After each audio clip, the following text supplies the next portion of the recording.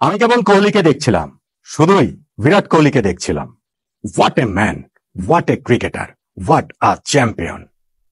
শুধু আমি যে দেখছিলাম তা না, ক্রিকেট বিশ্বের প্রতি জোড়া চোখ ওই বিরাট কোহলির উপরেই ছিল। আহমেদাবাদের স্টেডিয়ামের ওই লক্ষ দর্শক কোহলিকেই দেখছিলেন, তার সতীর্থরা কোহলিকেই খুঁজে ফিরছিলেন। ক্যামেরাম্যানের লেন্সও ওই কোহলির দিকেই তাক করা ছিল। সেটা হবে না কেন? আইপিএল এ প্রথমবারের মতো যে চ্যাম্পিয়ন হলেন বিরাট কোহলি, আইপিএল এ প্রথমবারের মতো যে চ্যাম্পিয়ন হলো রয়্যাল চ্যালেঞ্জার্স বেঙ্গালুরু। দেখুন, কুসংস্কার তো কুসংস্কারই, কিন্তু ক্রিকেট স্পোর্টস যারা ফলো করেন তাদের সঙ্গে কুসংস্কারের একটা সংযোগ রয়েছে। এইবারে টুর্নামেন্টটা শুরু হওয়ার আগেই মনে হচ্ছিল যে বিরাট কোহলি এইবার আইপিএল এর 18 নম্বর সিজন, তার জার্সি নাম্বার 18, কখনোই আরসিবির হয়ে তিনি শিরোপা জিততে পারেননি। একমাত্র ক্রিকেটার যিনি এই 18টা আইপিএল ধরেই কখনোই ফ্র্যাঞ্চাইজি বদল করেননি, সেই বিরাট কোহলির এই 18তে এসে প্রথমটা হয়ে গেলেও যেতে পারে। এবং এক্স্যাক্টলি ঠিক সেই জিনিসটাই হয়েছে। রয়্যাল চ্যালেঞ্জার্স বেঙ্গালুরুর জন্য এই শিরোপা জয় যেমন একটা বিশাল বড় ব্যাপার, কোহলির জন্য তাই।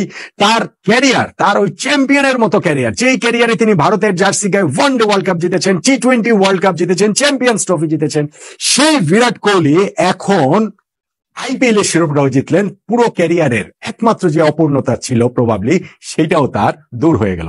বিরাট কোহলিকে নিয়ে অনেক আলোচনা হবে নিশ্চিতভাবে, আমিও আরো আলোচনা করব, কিন্তু এই ভিডিওর শুরুটাও কোহলিকে দিয়ে না করা ছাড়া উপায় ছিল না। আমি আসলে টার্নিং পয়েন্টে ভিডিওটা করব না কোহলিদের সেলিব্রেশন, স্পেশালি কোহলির সেলিব্রেশন দেখবো, সেটা আসলে বুঝতে পারছিলাম না, সেই জন্য কিছুটা দেরি ইনফ্যাক্ট হয়ে গেছে। তারপর এখানে এই ফাইনালটা মাত্র 6 রানে যে আরসিবি জিতলো পাঞ্জাব কিংসকে, যে হারালো, সেই জায়গাটাতে টার্নিং পয়েন্ট কোনটা তা নিয়ে একটু আলোচনা করছি। আমার সঙ্গে আপনাদের অনেকের টার্নিং পয়েন্টটাই মিলবে না। দেখুন, এখানে কোহলির কথা যখন বলছি, সেই আবহে পাঞ্জাব কিংস এর কথাটাও বলতে হবে, কেননা এই টুর্নামেন্টের শিরোপা তারাও কখনো জেতেনি। তারাও হচ্ছে গিয়ে সেই 3টা দলের একটা দল ছিল যারা প্রথম টুর্নামেন্ট থেকে অংশ নেওয়া সত্ত্বেও কখনো শিরোপা জেতেনি। এখন তো রয়্যাল চ্যালেঞ্জার্স বেঙ্গালুরু তাকে পাঞ্জাব কিংসকে দল ছুট করে চলেই গেল। পাঞ্জাব কিংস এর এখন সঙ্গী কেবলমাত্র দিল্লি ক্যাপিটালস। এই দুইটা ফ্র্যাঞ্চাইজি প্রথম থেকে থাকা সত্ত্বেও এখন পর্যন্ত আইপিএল এর শিরোপাটা জিততে পারে, এবং সেইখানটাতে পাঞ্জাব কিংস এর মালিক, যিনি আংশিক মালিকানা যার রয়েছে, সেই প্রীতি জিন্তা, বলিউডের নায়িকা, তার জন্য আসলে মন খারাপ হওয়াটা খুবই স্বাভাবিক। টিমের জন্য তার যে আসলে প্যাশন, সেইটাও খুবই অ্যাডমায়ার করার মতো। Then again, Kohli is Kohli, king Kohli is king Kohli. তিনি এই জায়গাটাতে শিরোপাটা যে জিতেছেন, সেইটা অবশ্যই তিনি ডিজার্ভ করেন। এবং আমি বলছিলাম যে আসলে তাকে কিভাবে আসলে স্পট করা হচ্ছিল, ক্যামেরাম্যান কিভাবে খুঁজছিল, সেই আলোচনা আমি অন্য একটা ভিডিওতে নিশ্চিতভাবে করবো। এখানে টার্নিং পয়েন্টের আলোচনাটা করি। এই ম্যাচটা রয়্যাল চ্যালেঞ্জার্স বেঙ্গালুরু হেরে যেতে পারতো, হেরে যেতেই পারতো, এবং যদি তারা হেরে যেত, সেখানে বিরাট কোহলি অন্যতম ভিলেন হিসাবে থাকতে পারতেন, কোহলির নামটা আসতে পারতো। কেন না, বেঙ্গালুরু আগে ব্যাটিং করে তারা 190 রান করেছে, যেটা এই উইকেটে পার স্কোরের চেয়ে অন্তত পক্ষে 20-30 রান কম। ম্যাথু বলছিলেন 30 রান কম। টসের সময় ওইখানটাতে আমি দেখছিলাম কে মাইকেল ক্লার্ক মধ্যে, তিনি বলছিলেন যে 200 কম যে কোনো কিছুই এই উইকেটে খুবই সহজে চেজেবল। এই উইকেটে এবার আইপিএল এর অন্যান্য খেলাগুলোতে দেখেছি আমরা অনায়াসে 200 রান হচ্ছে। পাঞ্জাব কিংস টসে জিতে আরসিবি কে আগে ব্যাটিং এ পাঠিয়েছে, এবং আরসিবির স্কোরটাকে তারা 190 এর মধ্যে রাখতে পেরেছে, এবং সেই জায়গাটাতে বিরাট কোহলির ব্যাটিংটাকে কাট করে দাঁড় করানোর যথেষ্ট সুযোগ ছিল। কেননা তিনি যখন 15 নম্বর ওভারে আউট হন, তখন তার নামের পাশে মাত্র 43 রান 35টা বল খেলে তিনি করেছেন। ফলে তার এই যে তুলনামূলক স্লো ব্যাটিংটা, সেইটা কি দলকে কস্ট করে কিনা, এরকম একটা শঙ্কার জায়গা ছিল। ইনিংসের শুরুতে ফিল সল্টের উইকেটটা তারা হারিয়েছে, সেইটা তাদের জন্য একটা নিঃসন্দেহে ব্লো ছিল। কিন্তু তারপরে এই জায়গায় যে 3-4-5-6 ওই জায়গাগুলোতে তাদের ওই যেসব ব্যাটসম্যান এসেছেন, রজত পাতিদার, আগারওয়াল, তারা হচ্ছে কি ওইখানটাতে স্কোর করেছেন 20 রান, 24-25-26 রান করেছেন। জিতেশ শর্মা, লিয়াম লিভিংস্টোন, কিন্তু কেউ আসলে ইনিংসটাকে আসলে ওইরকম বড় পর্যায়ে নিয়ে যেতে পারেনি। স্কোরটাকে 220-30 দিকে তারা নিয়ে যেতে পারেনি, বরং লাস্ট ওভারে তারা 4-4টা উইকেট হারিয়ে ফেলেছে। বরং কোহলির আউট হওয়ার পরই ওই জায়গাটাতে একটুখানি জিতেশ শর্মা, লিয়াম লিভিংস্টোন কিছুটা আর কি থ্রেট করছিলেন স্কোরটাকে 200+ এর দিকে নিয়ে যাওয়ার। ফলে কোহলির ওই ব্যাটিংটাকে এই জায়গায় প্রশ্মিত হতে পারতো যদি দলটা হেরে যেত। এবং এইটারও আসলে একটা সাজুজ্য আছে অন্য একটা জিনিসের সঙ্গে, সেটা আমি কোহলির ভিডিওতে আলাদা করে আলোচনা করব। কিন্তু ওই জায়গাটা থেকে রয়্যাল চ্যালেঞ্জার্স বেঙ্গালুরু যেভাবে কামব্যাক করেছে, যেভাবে শিরোপাটা জিতেছে, সেইটা আসলে ম্যাসিভ। সেটা ম্যাসিভ। দেখেন, এই বেঙ্গালুরু চিরকালই খুব ভালো দল গড়ে বেশিরভাগ সময়, এবং বেশিরভাগ সময় তাদের ব্যাটিংটাকে ফ্যান্টাস্টিক। সেটা বিরাট কোহলি তো আমি বললাম 18 সিজন ধরে আছেন, তার সঙ্গে এবি ডিভিলিয়ার্স আজকে ডিভিলিয়ার্সের সঙ্গে কোহলির সেই কোলাকুলিটা দেখে আমি ইনফ্যাক্ট ভিডিওটা করতে দাঁড়িয়েছি। So AB de Villiers, Chris Gayle, কত বড় বড় নাম ছিল, কিন্তু বোলিংটা তাদের বরাবরই ভোগায়। এবং ফাইনালের এরকম মঞ্চে যখন তারা অন্তত 20-30 রান কম করেছে, সেই আরসিবি কে বোলিং দিয়ে সেই দলটা আসলে জিতে গেল।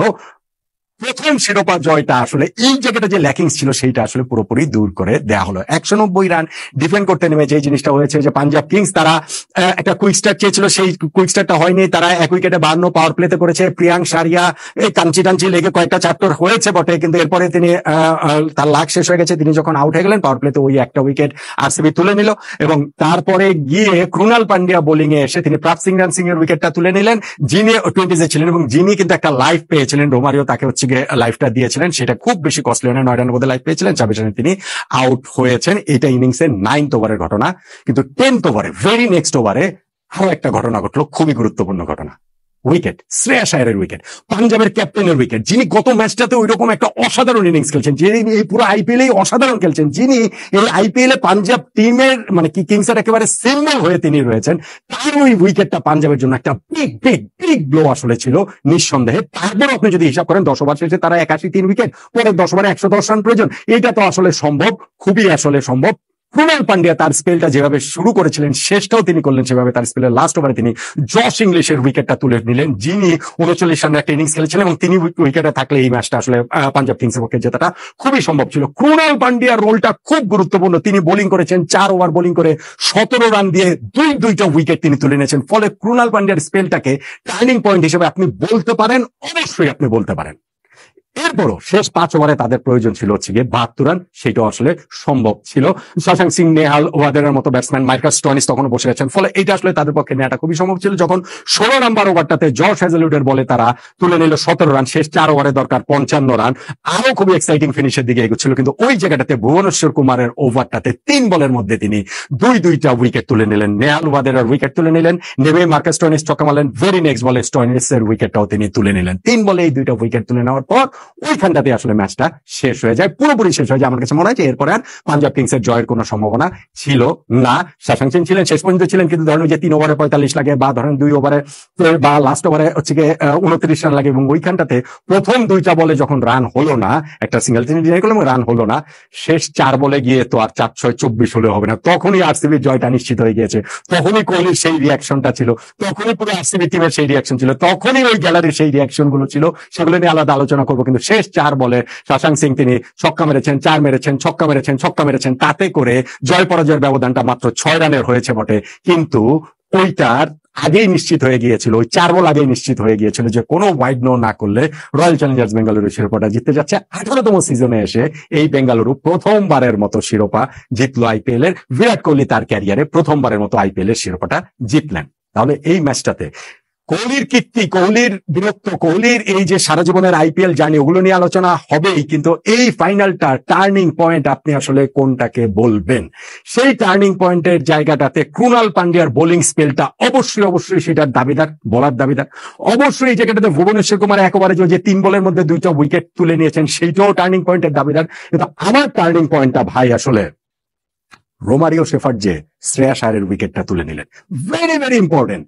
শ্রেয়াস আয়ার এই আইপিএল এ যেরকম ফর্মে রয়েছেন, তিনি থাকলে তিনি মানে তার পক্ষে ইনিংসের শেষ পর্যন্ত থেকে ম্যাচ বের করে নেওয়াটা সম্ভব, খুবই সম্ভব। এবার আইপিএল আমরা এটা টাইম ম্যানিং দেখেছি, লাস্ট ম্যাচও আমরা খুব ভালোভাবে আসলে আমরা দেখতে পেয়েছি। সো রয়্যাল চ্যালেঞ্জার্স বেঙ্গালুরু পার স্কোর থেকেও 20-30 রান কম করেও যে ম্যাচটা জিতে গেল, প্রথমবারের মতো আইপিএল এর শিরোপা জিতলো, প্রথমবারের মতো বিরাট কোহলি আইপিএল জিতলেন, সেইখানটাতে আমার বিবেচনায় ভুবনেশ্বর কুমারের ওই 3 বলে 2 উইকেটের চেয়ে ক্রুনাল পান্ডিয়ার ওভারঅল সেই স্পেলটা ছাপিয়ে, চেয়ে না আমি বলবো ছাপিয়ে, টার্নিং পয়েন্ট হচ্ছে রোমারিও শেফার্ড যে আউট করে দিলেন শ্রেয়াস আয়ারকে, পাঞ্জাব কিংসের ক্যাপ্টেনকে। সেই জায়গাটাতে নিশ্চিত হয়ে যায় প্রীতি জিন্তা ও পাঞ্জাব কিংসের অপেক্ষাটা আরো বাড়ছে। আমার কাছে মনে হয়েছে মানে ওই জায়গাটাতে নিশ্চিত হওয়ার ব্যাপারটা নিশ্চিত হয়নি, কিন্তু মানে অনেকখানি এটার পথে এগিয়ে গেছে। আর বিরাট কোহলি ও রয়্যাল চ্যালেঞ্জার্স বেঙ্গালুরু অবশেষে প্রথম শিরোপাটা জিততে যাচ্ছে এবং এক্স্যাক্টলি সেটাই হয়েছে। এটাই কি আপনার কাছেও এই শ্রেয়াস আয়ারের উইকেটটা টার্নিং পয়েন্ট, নাকি আপনার টার্নিং পয়েন্ট অন্য কিছু? জানাতে পারেন।